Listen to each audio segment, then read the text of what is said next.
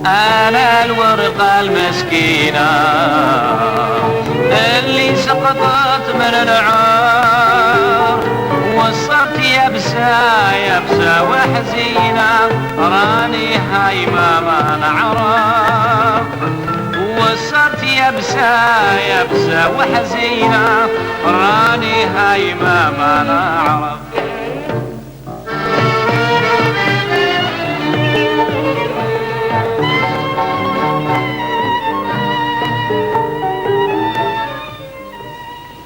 Des mots de minuit, bonsoir. Nous allons parler ce soir de liberté, liberté de ton, liberté dans le parcours, liberté dans le combat aussi par rapport à la vie. Deux invités ce soir qui sont Mano Solo, chanteur, peintre. Question Mano Solo, est-ce que la peinture, vous avez essayé de recommencer? Ben, j'ai pas le temps, j'ai toujours pas le temps. Mais vous avez envie? Je sais qu'un jour je repeindrai, oui, je reprendrai le temps de peindre. Mais en ce moment, je suis branché dans d'autres directions. On y viendra tout à l'heure.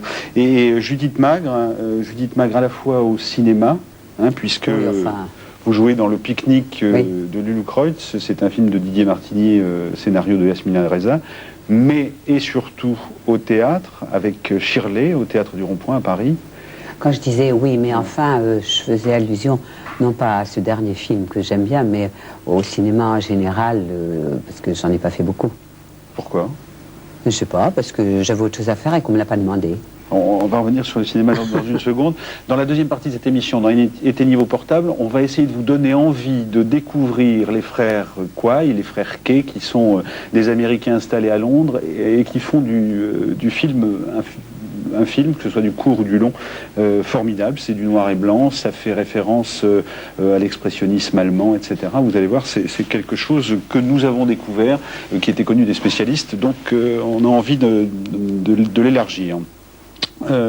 Judith Magre, donc, première question, on va déblayer autour de vous.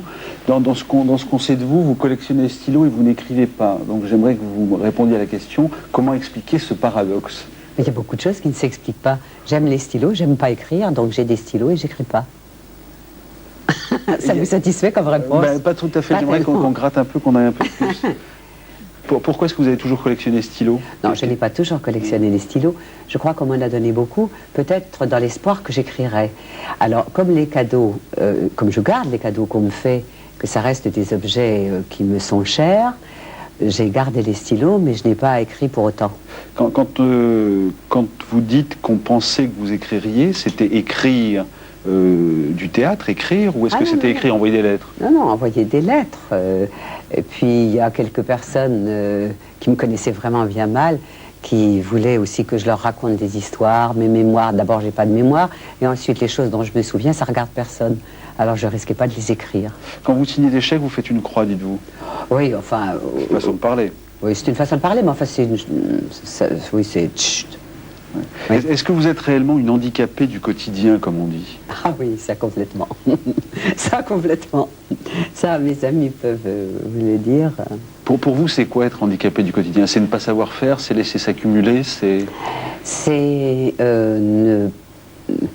être complètement déprimé devant un courrier, ne pas savoir ouvrir, décacheter une enveloppe, ne pas savoir faire les courses, ne pas savoir faire la cuisine, ne pas en avoir envie. Et moi, je pourrais rester... moi, j'avais un ami qui me disait, qui m'appelait Oblomova, parce que moi, je pouvais rester comme ça, inerte. Et, alors, évidemment, je suis obligée, quand je travaille, j'y vais. Ouais. Heureusement, parce que... Enfin, heureusement, ou pas heureusement, parce que pourquoi pas rester comme ça? Oui. Est-ce que vous êtes plus souvent assise ou allongée sur une moquette que dans un fauteuil ou dans une chaise? Est-ce que c'est vrai aussi ce qu'on... Oui, je suis souvent par terre. Oui, c'est vrai. Pour y faire quoi? Rien. Ah voilà, ça y est, j'ai réussi à lui faire sortir son rire qui la caractérise. Moi, je suis très rieuse, vous savez, c'est facile de me faire rire. C'est facile de me faire pleurer aussi. Ouais. Vous n'allez pas me faire pleurer. De la même manière. Hein? Vous êtes cyclotimique, vous êtes oui, complètement. complètement. Oui. Mais vous n'allez pas me faire pleurer. Non, on va parler de cinéma et je voudrais qu'on regarde un extrait des Amants, film de Louis Malle qui date de 1958, scénario Malle et Louise de Villemorin, dans lequel vous jouez. Et on verra ensuite comment s'est partagée votre vie professionnelle entre le théâtre et le cinéma. Extrait.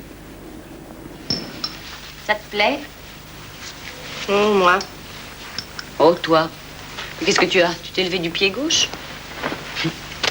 Pense à Raoul. T'adores. Ça ne te suffit pas? Laisse-toi donc aimer. C'est ce que je fais. Tel que tu me vois, je connais 30 femmes qui se tueraient pour lui. Pour toi, évidemment. Tu es bien tranquille puisqu'il est à tes pieds. Quand tu n'es pas ici, il passe des nuits blanches à se poser des questions. C'est un homme habitué aux certitudes et toi, tu le déroutes. Je sais, il me l'a dit. Enfin bref, moi j'en dors plus. Que jusqu'à midi. Enfin écoute, tu aimes Raoul? Je crois. Je crois, j'ai les réponses. C'est tout de même pour lui que tu viens à Paris. Oui. Tu peux pas te décider une fois pour toutes à être heureuse? Je voudrais bien savoir ce qui te manque. Ton mari ne te comprend pas, mais quoi de plus naturel après 8 ans de mariage? Tu admettras quand même qu'il ne te réduit pas en esclavage. Et tu as même la chance de t'ennuyer chez toi. L'ennui, c'est la cure de repos. Alors vous êtes dans ce film l'ami de cette femme qui s'ennuie avec son bourgeois de mari et qui va découvrir, enfin l'amour en tout cas, un amant. Question à l'actrice que vous auriez pu être, l'actrice de cinéma que vous auriez pu être de manière beaucoup plus importante. Non, si je ne l'ai pas été, c'est que j'aurais pas pu l'être. Oui, mais c'est plutôt de la liberté, c'est plutôt de l'affirmation du choix ou c'est plutôt un regard de metteur en scène qui vous a manqué? Oui, c'est ça. On m'a rarement proposé de faire du cinéma. Alors, comme je jouais beaucoup au théâtre, enfin, j'ai pas cessé de jouer au théâtre. Mais vous savez, moi, les choses arrivent comme ça ou n'arrivent pas. Enfin, je cours pas après les choses. Enfin, non, je cours pas après les choses. Moi, je n'aime que les choses qui m'arrivent. Du hasard? Qui m'arrivent, que les gens aient envie d'être avec moi, de travailler avec moi. Il n'y a que comme ça que je peux avoir envie d'être avec eux. Comment est-ce que ça arrive? C'est-à-dire, comment est-ce que vous mettez en situation de recevoir? Je ne me mets pas en situation. Moi, je suis dans un état de disponibilité permanente. Alors, quand ça vient, je prends les choses qui m'arrivent. Et comme en général, on attire que les gens... Enfin, si on est attiré par quelqu'un, les gens sont attirés par vous. Moi, je crois pas. Moi, je crois à la réciprocité, que ce soit dans la vie privée ou dans la vie professionnelle. C'est pour ça que je n'ai jamais fait que des choses qui me plaisaient avec des gens qui me plaisaient. Ouais. Alors, vous avez dit à une époque, en fait, si Moreau, Deneuve ou Dietrich ou Garbeau avaient réussi, c'est parce que de l'autre côté, elles avaient trouvé une caméra aimante. Oui, non, mais moi, je pense qu'une caméra aimante, ça suffit pas. Si les bonnes femmes, elles sont moches et elles n'ont pas de talent, il y a toujours un bonhomme qui peut les regarder avec amour. Il y a aussi des exemples de femmes qui ont été aimées, on a mis des metteurs en scène en face d'elles et elles n'ont pas fait de carrière. Mais je pense que celles qui ont fait des carrières, d'abord, elles étaient belles, ça ne veut rien dire. Elles se sont fait refaire le nez. Et puis elles avaient du talent, mais je crois que le talent et la beauté sont multipliés quand quelqu'un vous regarde avec amour, c'est sûr. Qu'est-ce qui fait ce que vous êtes, en général Moi, je suis rien. Si, on parle de votre voix, on parle de votre regard. Je déteste ma voix. Ouais. Pourtant, c'est elle qui est encensée parfois par la critique. Ah bah oui, tant mieux. Alors on dit la voix, le regard, les jambes. Les jambes. C'était ça, la magre. C'est ça, bon. Moi, ça m'amuse quand on me parle de moi. Parce que, oui, ça m'amuse. Puis je suis contente, j'aime mieux qu'on dise des choses aimables que des choses désagréables. Moi, j'aime bien qu'on m'aime, alors... Alors, vous avez une carrière derrière vous qui est quand même extrêmement importante. Ben oui, je suis pas née d'hier. Non, mais qui est importante en substance, pas forcément en quantité. Donc, on parle du TNP, on parle de la Comédie Française où vous n'avez pas voulu aller. Donc là, toujours cette volonté de ne pas vous engager finalement. Oui. Donc, vous allez au TNP avec Wilson, mais pas contractuellement. Enfin, c'est-à-dire que vous faites 2 pièces par an. Je n'ai jamais signé de contrat à l'année. Oui. Mais j'étais très contente de jouer 1, 2, 3 pièces quelques fois par an. Mais en même temps, je pouvais aller jouer ailleurs. Je suis restée pendant 9 ans avec Wilson et je suis allée jouer dans d'autres théâtres. Quels sont les auteurs de théâtre qui vous ont le plus enchanté dans ce qu'ils écrivaient? Alors on peut citer, bon, il y a Brecht, il y a Gorky, il y a Giraudoux, chez les plus jeunes il y a Berkoff, Mignana, il y a Jouanneau, il y a Copy, il y a Jean-Marie Bessé. Ouais. Copy, oui, il y en a plein. Enfin, il y a...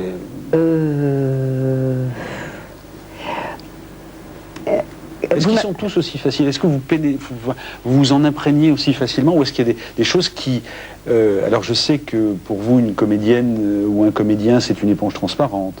Mais, c'est ce que je suis, oui. Oui, mais par rapport à ce que vous êtes quand vous n'êtes pas comédienne, quel est l'écho que vous trouvez le plus? Est-ce que c'est chez Brecht? Est-ce que c'est ailleurs? Moi, les auteurs, ils n'existent pour moi que quand je les interprète ou quand je les vois interprétés par d'autres.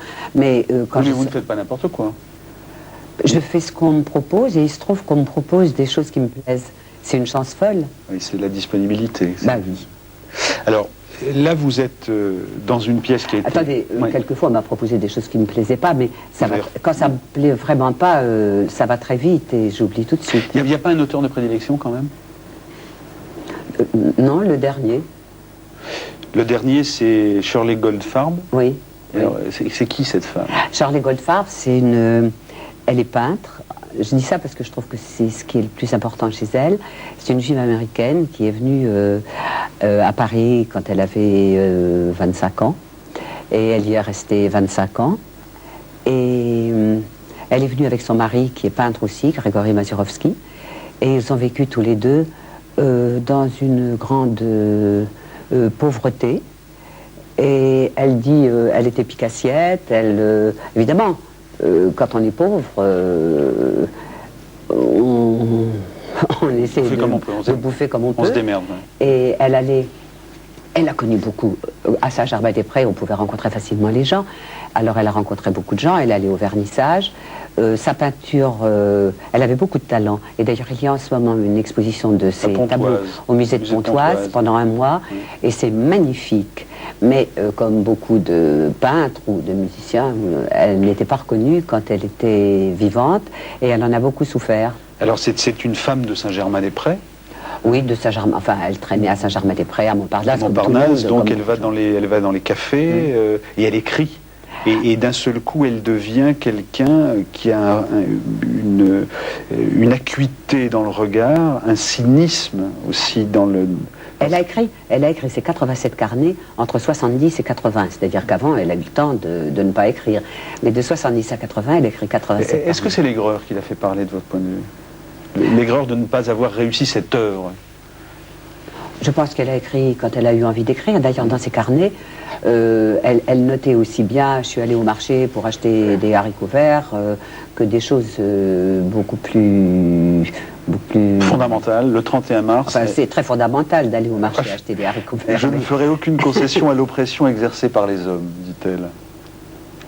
Le 31 mars. Oui. J'ai survécu à bien des folies, je suis encore vivante par bleu. En 1980, ces carnets s'arrêtent pour une raison. Les carnets s'arrêtent parce qu'elle est morte. Parce qu'elle meurt. Oui. Elle meurt d'un cancer. Oui. Et les 3 dernières années de sa vie, elle écrit en sachant qu'elle a un cancer. Mais c'est une femme qui lutte. Et même à la fin des carnets, elle dit peut-être que si je reste assise ici comme ça, je vais gagner. Ben, elle ne gagne pas, mais personne ne gagne, hein, finalement. Et elle meurt à 55 ans. 50 ans. 50. Oh là. 55. Oui, ça, oui. Bon, moi, les dates et les chiffres, oui, d'accord. Vérification, en fait, je crois que c'est ça. Merci. Ouais, d'accord. Merci. Alors, est-ce que vous vous rendez compte que, et je pense que la critique de ce point de vue est unanime, que vous réussissez dans un 3e monologue, hein, je crois que c'est la 3e fois que vous étiez dans le monologue, une incarnation presque parfaite? Ah, ben, je ne sais pas si elle est parfaite ou non, presque en tout cas, parfaite. Il n'y a pas une critique qui détonne sur ce thème-là. Bah oui, Magre réussit une incarnation de Goldfarb incroyable. Bah oui. Qu'est-ce qui fait, tout à l'heure j'ai essayé de vous ramener à l'idée de la proximité avec un texte, avec un auteur, qu'est-ce qui fait que vous soyez aussi en symbiose avec cette femme-là? Je ne suis pas plus en symbiose avec cette femme-là. Je sais que vous allez me dire ça, sauf que... Non, mais ça, c'est vrai. Bon. Ça, c'est vrai. Elle est en colère, ça y est. Non, mais je ne suis pas en colère. Non, parce que vous êtes trop mignon pour que je sois en colère.